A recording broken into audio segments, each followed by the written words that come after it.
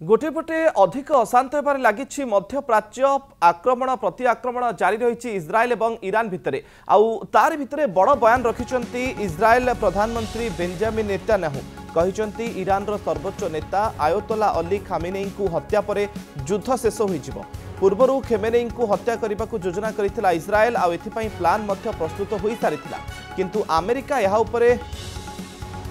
Veto प्रयोग करने को ऑपरेशन को बंद रखा जाइथिला। ईरान उपर आक्रमण पर आयतोला अली खामेनेई भयर परिवार सहित बंकरे लुचिथिबार खबर मध्य सामना को आसीछि।